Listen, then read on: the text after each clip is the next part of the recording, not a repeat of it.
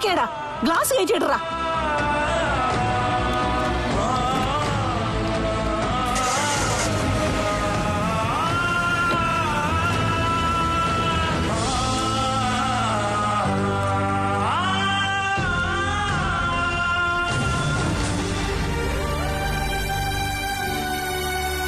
കേട്ടതിനേക്കാളും പ്രശ്നമാണല്ലോ മോളെ.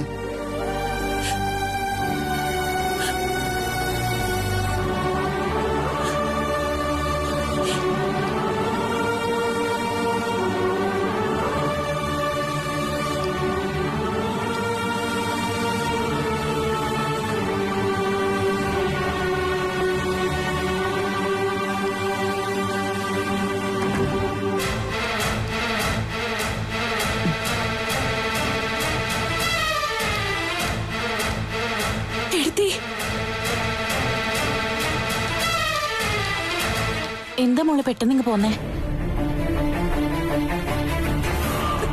എന്താ മോളെ, എന്തിനാ കരയുന്നേ?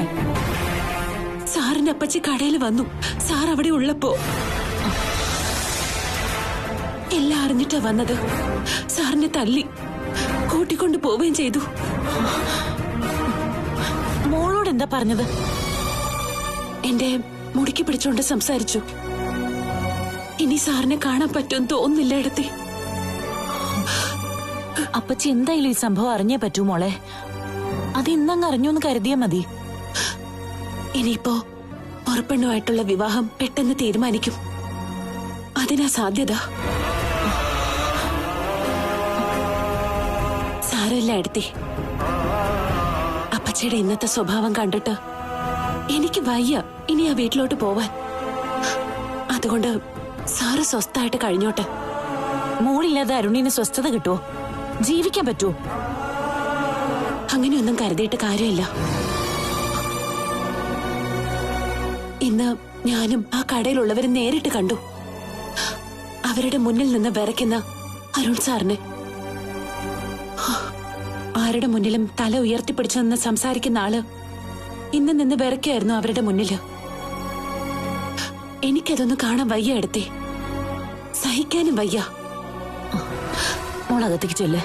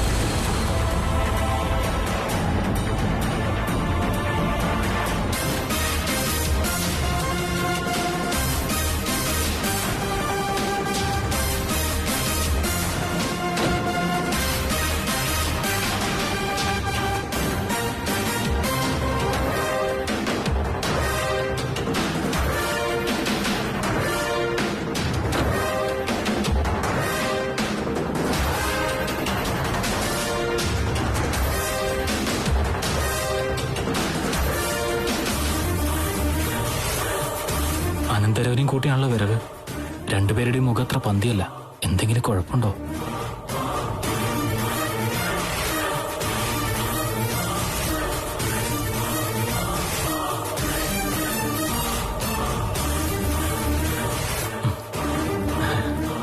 വക്കീലന്മാർ അത്യാവശ്യം കള്ളം പറയും. അത് നിന്റെയൊക്കെ ജോലിയുടെ ഭാഗ. എന്നാൽ ഇവൻ കള്ളം പറയാത്തവനായിരുന്നു. എന്റെ കുടുംബത്തിലെ ഏറ്റവും മാന്യനായ ചെറുപ്പക്കാരൻ. എന്നിട്ടിപ്പോ കള്ളം പറയാനും ചെയ്യാനും തുടങ്ങി. എവിടുന്ന് ഇവൻ ഈ ശീലങ്ങളൊക്കെ പഠിച്ചേ? നിന്റെ കൂടെ കൂടിയതിനു ശേഷമാണോ?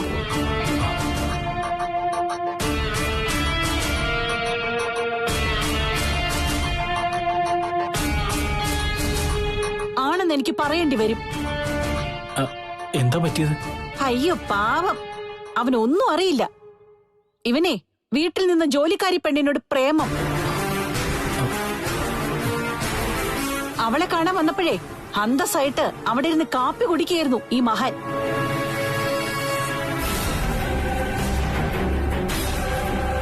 കുറച്ചുകൂടി ചെറുപ്പായിരുന്നെങ്കിൽ തെരണ്ടിവാലിന് ഞാൻ അടിച്ചേനെ. ഇപ്പൊ അതിന് പറ്റാത്ത അവസ്ഥയാ. അത് അപ്പച്ചി ഞങ്ങളങ്ങനെ അത് ഒന്നും പറയണ്ട.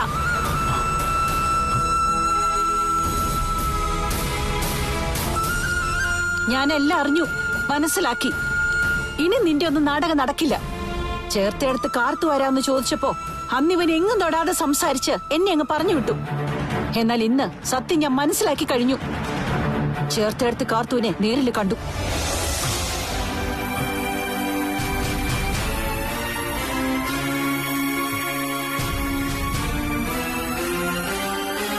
പിന്നെ ഇപ്പൊ എനിക്കൊരു സങ്കടമുണ്ട്. അവളുടെ കടയിൽ നിന്നും ആഹാരം കഴിച്ചതിന്റെ.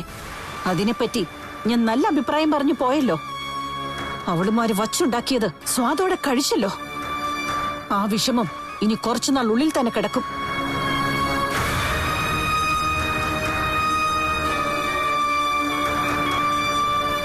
കണ്ണടച്ച് വിശ്വസിച്ചവനാ എന്റെ കഴുത്തറുത്തത്.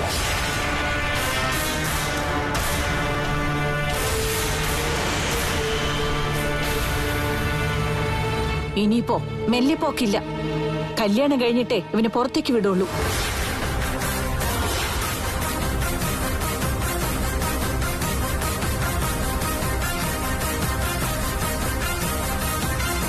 എന്റെ മകളാ വധു, മാളവിക. ഇവനത് പറഞ്ഞായിരുന്നോ? പറഞ്ഞു. കണ്ണിൽ കണ്ട കൊള്ളരുതാത്ത പെൺകുട്ടികളെയൊക്കെ മനസ്സിലിട്ടോണ്ട് നടക്കുമ്പോ പെണ്ണ് കണ്ടാലും ഒരുത്തെ ഇഷ്ടപ്പെടില്ല. അതുകൊണ്ട് തന്നെയാ സ്വന്തം മുറപ്പെണ്ണിനെ തന്നെ ഇവന് കൊടുക്കാൻ ഞാൻ തീരുമാനിച്ചത്. ചേച്ചിയും അനിയത്തിയും ചേട്ടന്റെ അനിയന്റെയും ഭാര്യമാര് അവരൊന്നിച്ച് ഒരു വീട്ടിൽ താമസിക്കട്ടെ. ഇവൻ ജോലിക്ക് പോരുമ്പോ കൂടെ പോരട്ടെ. അതല്ലേ നല്ലത്. ആ, എന്താ എടുക്കാനുള്ളതെന്ന് വെച്ചാ നിന്റെ വീട്ടിൽ നിന്ന് തന്നെ എടുത്തോണം. പറഞ്ഞ പോലെ കേട്ടോളണം. പോയി വണ്ടി കയറണ്ട. പോടാ.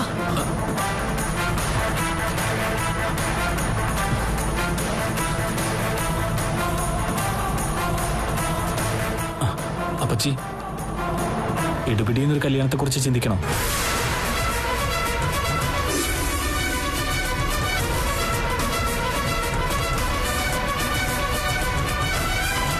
നീ അവന്റെ കൂട്ടുകാരൻ മാത്രം. അതുകൊണ്ടാ കരുണത്ത് ഞാൻ തരാത്തത്. നിനക്ക് എന്തിന്റെ അസുഖാടാകില്ലേ? നീ പെണ്ണ് കിട്ടിയതല്ലേ, കുടുംബമായിട്ട് കഴിയുന്നവനല്ലേ. പിന്നെ ഈ പറഞ്ഞതൊക്കെ അവനും വേണ്ടേ? അവന് 10-31 വയസ്സായിടാ. എന്നിട്ടും കണ്ണിൽ കണ്ടവൾമാരുടെ പിന്നാലെ ചുറ്റിയ മതിയോ? അവൾ ഒരുമിട്ടവളാ. അല്ലെങ്കിൽ കുറച്ചു ദിവസം ജോലിക്ക് വന്ന് നിന്നവള് അവനെ പെട്ടെന്ന് ഇങ്ങനെ വശത്താക്കോ? അല്ല, എനിക്കാ തെറ്റുപറ്റിയത്. അവൾ ഈ നാട്ടുകാരിയാ. അങ്ങനെയുള്ളപ്പോ ഇവിടെ വച്ച് അവരടുപ്പത്തിലായിരുന്നു.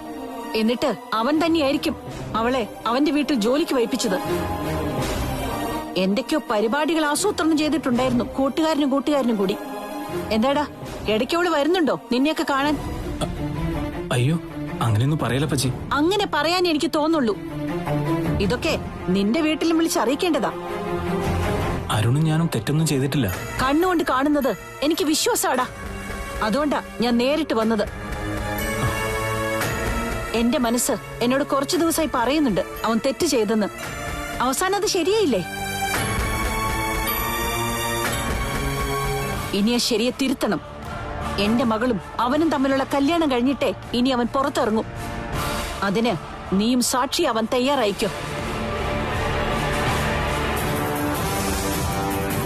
ഇതൊരു കോടതിയാടാ. ഇവിടെ വക്കീലും ജഡ്ജിയും ഒക്കെ ഞാൻ തന്നെയാ. അങ്ങനെയുള്ള ഞാൻ വിധി പറഞ്ഞു കഴിഞ്ഞു. അതിനി മറികടക്കാൻ ആരും നോക്കണ്ട.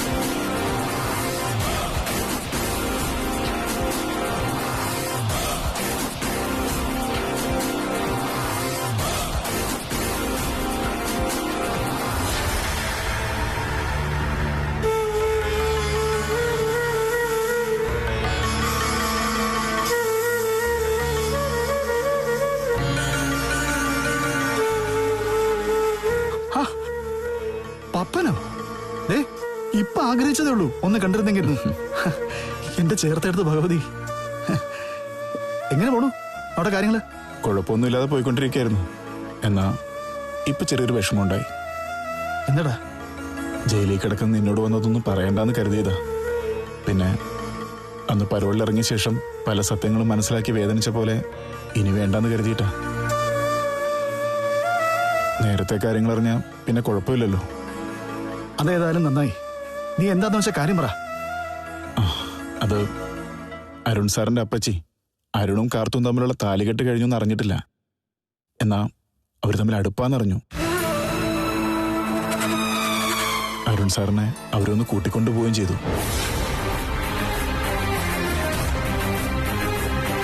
കാരണം അവര് നമ്മളൊക്കെ വിചാരിക്കുന്നതിനേക്കാളും കുറച്ച് മുകളിലാ.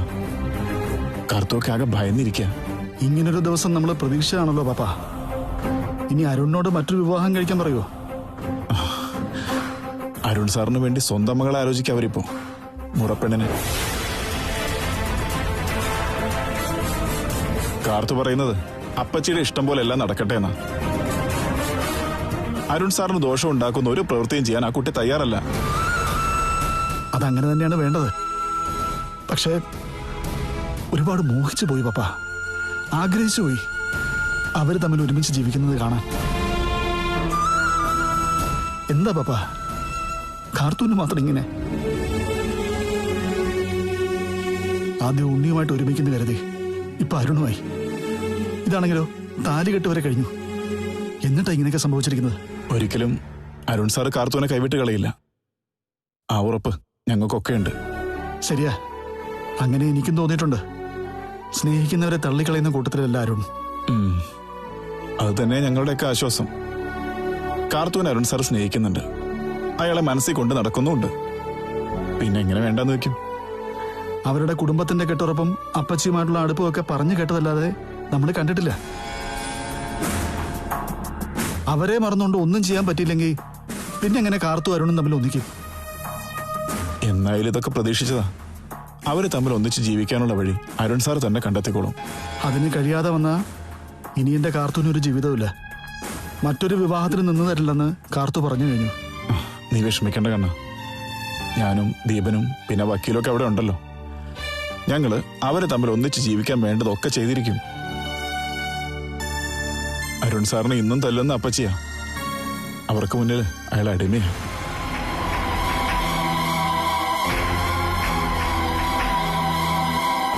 എങ്കിലും അപ്പച്ചി ആഗ്രഹിക്കുന്ന പോലെ ഒരു വിവാഹം നടത്താൻ ശ്രമിക്കുമ്പോഴെങ്കിലും അരുൺ സാറ് സ്വന്തം സ്വഭാവം പുറത്തു കാണിക്കുന്ന എന്റെ വിശ്വാസം.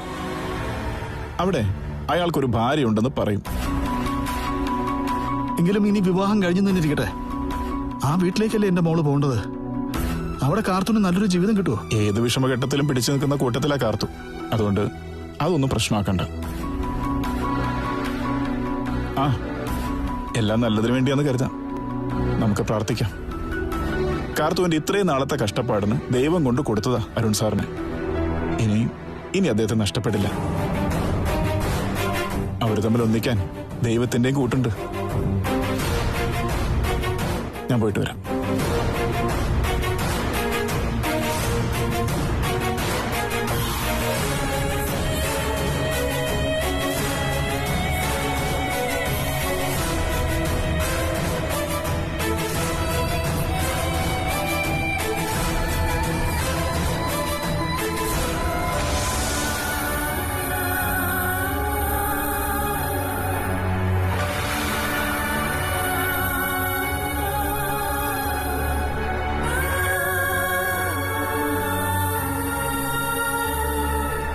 മോളെ,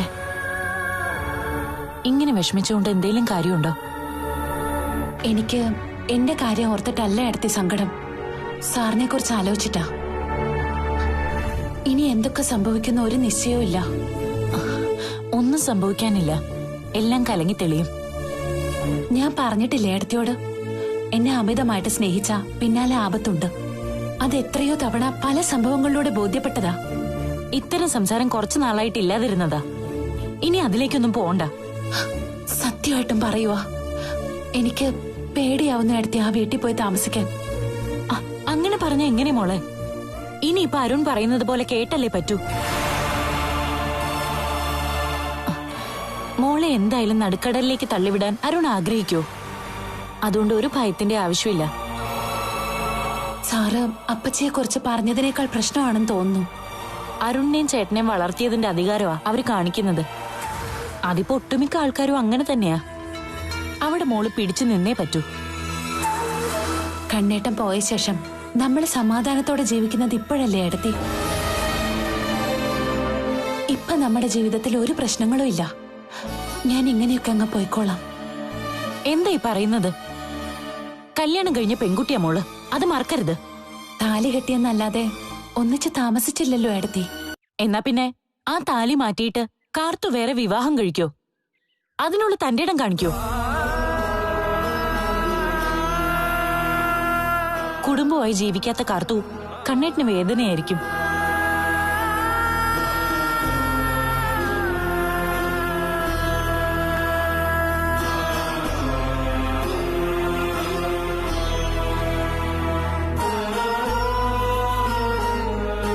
ഇപ്പോ കടയൊക്കെ നന്നായിട്ട് പോകുന്നോണ്ട് പണത്തിന് ബുദ്ധിമുട്ടുണ്ടാവില്ലെന്ന് കണ്ണേട്ടനറിയാം. എന്നാൽ അതുകൊണ്ടൊന്നും തൃപ്തനാവില്ല കണ്ണേട്ടൻ. കാർത്തു ഒരാൾക്കൊപ്പം സുഖമായിട്ട് ജീവിക്കണം. അതിൽ പരം മറ്റൊരു സന്തോഷം ഇല്ല കണ്ണേട്ടന്. ആ വീട്ടിലോട്ട് പോയാ അങ്ങനെ ജീവിക്കുന്നത് കാണാൻ പറ്റുമോ? അവിടെ മോൾക്ക് എന്തൊക്കെ ബുദ്ധിമുട്ടുണ്ടായാലും ഞങ്ങളുടെ ഉള്ളിന്റെ ഉള്ളിൽ ഒരു ആശ്വാസമുണ്ട്. മോളെ സംരക്ഷിക്കുന്നത് അരുണാണെന്ന ആശ്വാസം. അപ്പച്ചയുടെ മോളുടെ പേര് നേരത്തെ പറഞ്ഞിരുന്നെങ്കിൽ ഞാൻ താലി കെട്ടാൻ സമ്മതിക്കില്ലായിരുന്നു. ആ വീട്ടിൽ നിന്നപ്പോ പോലും ആരുടെ നാവിൽ നിന്നും അങ്ങനെ ഒരു പേര് വീണില്ല. അത് അവരുടെ ഭാഗത്തെ തെറ്റല്ലേ മോളെ? ഓരോരുത്തർക്കും ഓരോ ഇഷ്ടങ്ങളുണ്ട്. അല്ലെങ്കിൽ തന്നെ അപ്പച്ചയുടെ 2 പെൺമക്കൾ ഒരു വീട്ടിലേക്ക് വരുന്നത് അത്ര നല്ല കാര്യമൊന്നുമല്ല. വിവാഹം എന്ന് പറയുമ്പോ 2 കൂട്ടരുടെ ഇഷ്ടങ്ങൾ നോക്കണ്ടേ? അതൊരു അടിച്ചേൽപ്പിക്കലല്ലോ. സാറിന്റെ അപ്പച്ചയുടെ മുഖം എന്നെ ഭയപ്പെടുത്തുവാ. ആരെ അങ്ങനെ പേടിക്കുന്ന കൂട്ടത്തിലല്ല അരുൺ. അങ്ങനെയുള്ള ആള് അപ്പച്ചിയുടെ മുമ്പിൽ വണങ്ങി നിന്ന അത്രയ്ക്ക് തന്റേടിയാണവര്. അതുകൊണ്ട് നിങ്ങൾ ഒന്നിച്ച് താമസിക്കാൻ കുറച്ചു സമയം എടുത്തേക്കും. എങ്കിലും അരുണിനെ മോൾക്ക് നഷ്ടപ്പെടില്ല. ഒന്ന് വിളിച്ചെങ്കിൽ ഇപ്പോഴല്ലേ ഈ ആദ്യം ഒന്ന് കുറഞ്ഞേനെ. പിടിക്കപ്പെട്ടതുകൊണ്ട് അരുൺ ഉടനെ വിളിച്ചൂന്ന് വരില്ല. വേറെ എവിടെ പോയി പെണ്ണ് കണ്ടാലും അതൊക്കെ മുടക്കാമെന്നായിരുന്നു പപ്പേട്ടനും ദീപനും ഒക്കെ പറഞ്ഞുകൊണ്ടിരുന്നത്. ഇതിപ്പോ അതിനും കഴിയില്ല. അരുൺ പറയുന്നത് പോലെ മോള് കേൾക്കണം. നിയമപരമായി നിങ്ങളിപ്പോ ഭാര്യ ഭർത്താക്കന്മാരാ. അതുകൊണ്ട് ആർക്കും ഒന്നും ചെയ്യാൻ കഴിയില്ല.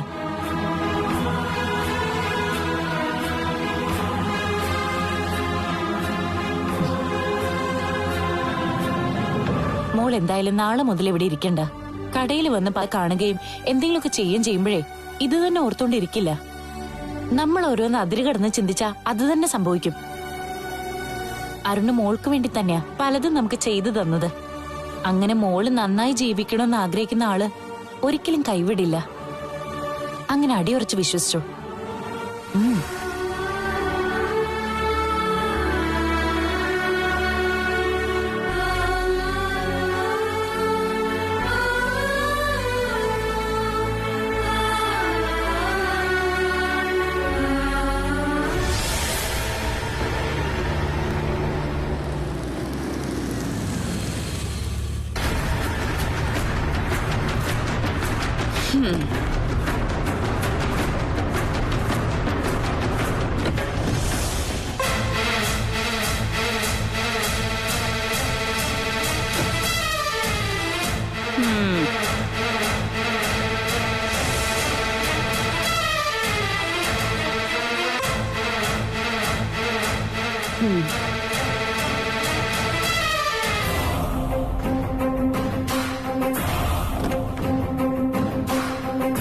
കൊണ്ടുവന്നു മോനെ. ഇനി കല്യാണം കഴിയുന്നവരെ ഇവൻ ഇവിടെ ഉണ്ടാവും. എന്തായി അമ്മേ ഇവന്റെ ജോലി സ്ഥലത്ത് പോയിട്ട്? അവിടേക്ക് പോയത് അവളെ കാണാനല്ലേ, പിന്നെ ഇവനെ കൂട്ടിക്കൊണ്ടുവരാനും. നേരെ കടയിലേക്ക് ചെന്നപ്പോ അവിടെ അവള് മാത്രമല്ല ഇവനും ഉണ്ടായിരുന്നു. അവള് വച്ച് വിളമ്പുന്നത് മൂക്കുമുട്ട കഴിച്ചുകൊണ്ടിരിക്കുകയായിരുന്നു ഇവൻ. അപ്പൊ അവൾ ആ നാട്ടുകാരിയാണെന്ന് തന്നെ ഉറപ്പിക്കാം അല്ലേ?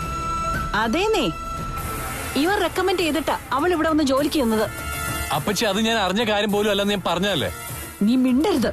ഇത്ര നാളും പറഞ്ഞതൊക്കെ കള്ളമല്ലായിരുന്നോടാ?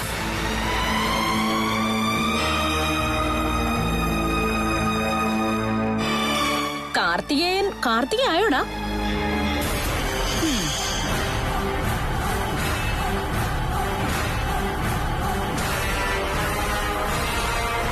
ഇപ്പൊ അമ്മായിക്ക് മനസ്സിലായല്ലോ, മൂത്ത മോനേക്കാളും ഒരുപാട് താഴേക്ക് പോയി ഇളയ മോനെന്ന്.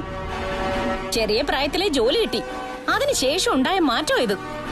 അതുവരെ എന്റെ അമ്മയെ അനുസരിച്ചായിരുന്നു ജീവിച്ചിരുന്നത്.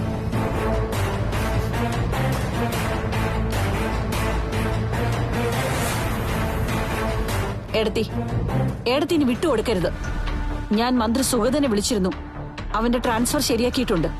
അതുപോലെ വിവാഹം കഴിയുന്നവരെ ലീവും പറഞ്ഞിട്ടുണ്ട്. ട്രാൻസ്ഫർ നേരത്തെ ശരിയായതാണല്ലോ. എന്നിട്ട് അവന് ആ നാട്ടിൽ തന്നെ വേണമെന്ന് പറഞ്ഞ് തിരിച്ചു പോയതല്ലേ? എല്ലാം ഇപ്പം മനസ്സിലായല്ലോ. ഇനി അവൻ പറയുന്നൊന്നും വിശ്വസിക്കരുത്.